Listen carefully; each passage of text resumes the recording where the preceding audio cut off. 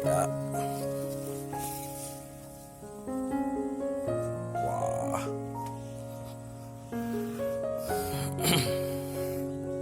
Jalan setapak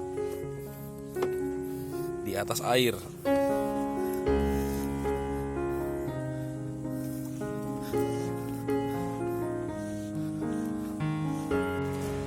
Pak Siman, ini kita termasuk warga yang terdampak corona.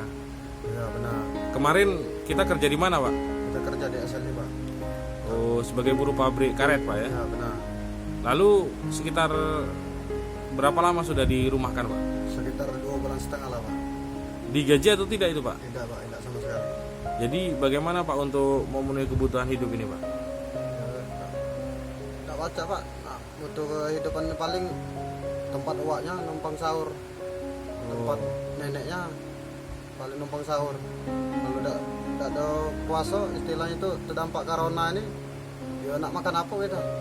Tidak ada cara-cara apa usaha untuk mencari penghasilan begitu, Pak? Bangunan tadi?